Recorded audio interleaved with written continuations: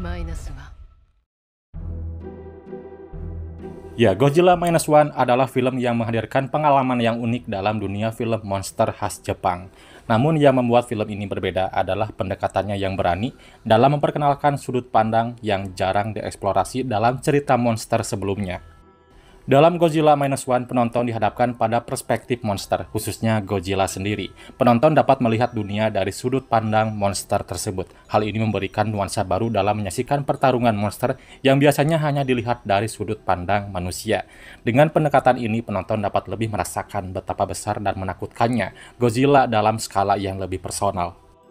Nah, yang bikin menarik perlu Anda ketahui tentang adegan akhir dari film Godzilla Minus One berpotensi hadirnya sequel untuk film tersebut yang akan gua jelaskan di video kali ini. Oke, langsung saja kita masuk ke pembahasannya. Let's talk about it. 我々しかこの国の未来を切り開くことはできない。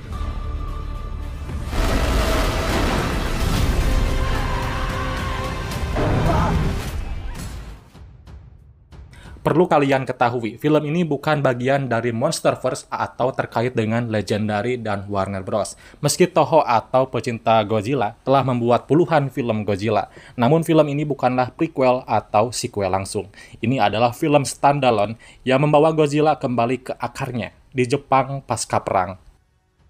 Ya, film yang mengambil latar setelah berakhirnya Perang Dunia Kedua. Dalam adegan pembuka, kita diperlihatkan karakter bernama Koichi Shikishima, seorang pilot kamikaze Jepang yang kabur dari tugas pentingnya dengan alasan karena masalah mekanis di pesawat.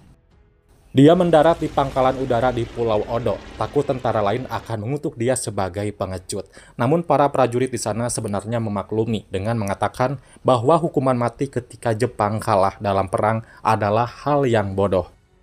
Nah, malam itu mereka dikejutkan oleh munculnya monster raksasa yang dinamakan Godzilla. Seluruh pangkalan dihancurkan oleh Godzilla.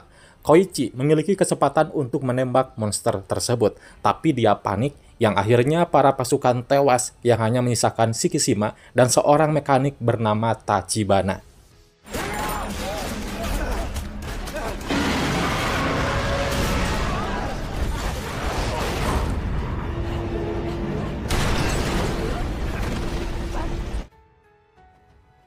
Dicemooh oleh Tachibana karena pengecut, Koichi kembali ke rumah setelah perang dan menemukan lingkungannya di Tokyo luluh lantak oleh serangan Amerika. Ditambah lagi Koichi mengetahui orang tuanya juga sudah tewas. Kemudian di sana ia bertemu Noriko, seorang wanita muda yang merawat bayi yatim piatu bernama Akiko. Ketiganya membentuk semacam keluarga kecil demi bisa menghidupkan bayi itu. Dan 2 tahun kemudian, Koichi mendapat pekerjaan untuk membongkar ranjau di lepas pantai Jepang.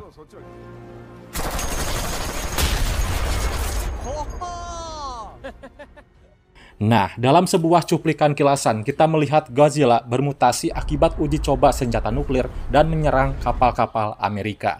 Monster itu akhirnya mencapai Jepang, di mana monster itu menghancurkan lebih banyak kapal dan menghancurkan kawasan Ginza di Tokyo.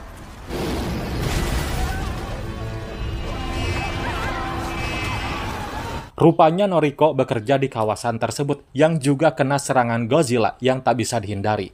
Para militer Jepang sempat ada perlawanan, namun bagi monster itu tidak ada apa-apanya, yang kemudian mengeluarkan kekuatan pamungkasnya yang disebut dengan Atomic Breath. Shikishima yang datang untuk menolong Noriko tidak bisa berbuat apapun selain menghindar, dan naasnya Noriko terhempas oleh kekuatan Godzilla yang mematikan, yang tampaknya menewaskan Noriko di tempat tersebut.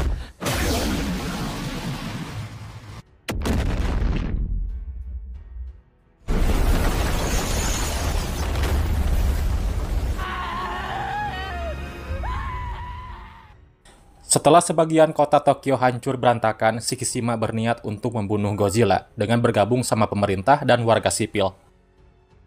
Di sana rekan Koichi bernama Kenji Noda yang sebelumnya bertugas di Angkatan Laut Jepang memimpin upaya melawan Godzilla. Dia datang dengan rencana unik untuk membunuh Godzilla dengan kekuatan alam. Nah, rencana pertama adalah memaksa Godzilla berada jauh di bawah permukaan laut sedalam 1.500 meter menggunakan tangki freon sehingga tekanannya akan mematikannya. Sementara itu, jika itu belum cukup untuk membunuh Godzilla, Kenji berencana menggunakan balon bertekanan tinggi untuk memaksa Godzilla kembali ke permukaan, sehingga membunuhnya melalui dekompresi eksplosif. Ya, tentu saja bukan film monster jika rencana pertama atau kedua dilakukan tidak berjalan dengan lancar. Godzilla berupaya meloloskan diri dengan mengunyah alat pengapung tersebut.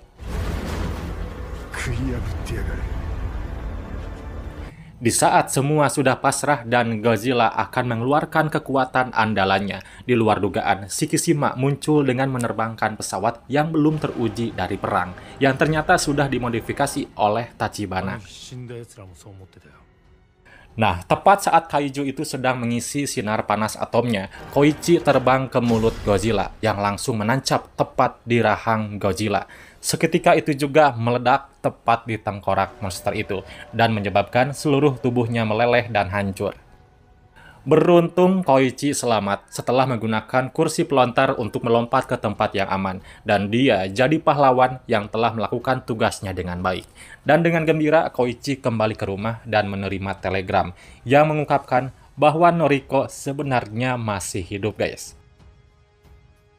Ya, kekacauan dalam serangan Godzilla di Ginza menyebabkan banyak korban dan hilang. Nampaknya nasib serupa juga menimpa Noriko, yang menderita luka akibat ledakan sinar panas Godzilla, namun berhasil selamat setelah dibawa ke rumah sakit.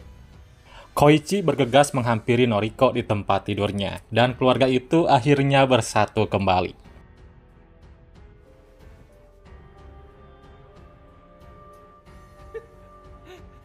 Tapi tunggu dulu, nampak ada yang aneh, guys. Kemudian kamera dengan curiga menyorot ke bagian leher Noriko, di mana tanda samar dari sesuatu yang gelap terlihat muncul di kulit leher Noriko. Lalu kira-kira apa itu? Menurutku ini mungkin saja semacam keracunan radiasi dari sinar panas Godzilla, yang mungkin menghantui dia dan keluarganya di masa depan. Tapi karena Godzilla masih menjadi kuantitas yang tidak diketahui, itu juga bisa menjadi tanda dari sesuatu yang lebih jahat. Mungkin Noriko terkena semacam DNA Godzilla. Infeksi semacam itu mungkin bisa membantunya bertahan dari luka-lukanya seperti halnya Godzilla. Namun untuk saat ini hanya ada sedikit bukti yang dapat memastikan apa yang terjadi padanya. Setelah keluarga kecil ini telah melewati cukup banyak tragedi, dan apapun yang menimpa Noriko dapat diatasi dengan perawatan medis lebih lanjut. Namun jika berbicara tentang Godzilla, tentu saja ancamannya tidak pernah benar-benar hilang. Karena di scene terakhir menyorot sebagian tubuh Godzilla mulai beregenerasi, yang itu artinya Godzilla belum mati dan akan bangkit di kemudian hari. Sedangkan nasib Noriko menurutku hanya terjangkit penyakit akibat radiasi dan tidak berubah jadi apa-apa, guys. Karena ia terlalu liar kalau misalkan Noriko jadi humanoid ataupun semacamnya. Dan mungkin sepertinya di film kedua nanti, Noriko jadi subjek penelitian buat cari cara untuk mengalahkan Godzilla. Godzilla yang terus beregenerasi, hal ini menunjukkan bahwa Godzilla akan kembali, guys. Meskipun Toho belum mengumumkan rencana untuk sequel langsung pada tahap ini.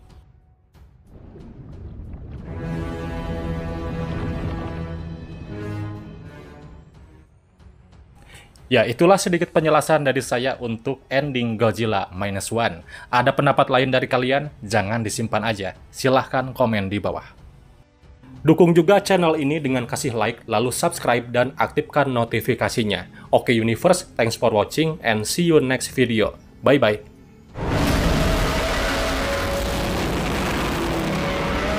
Godzilla -1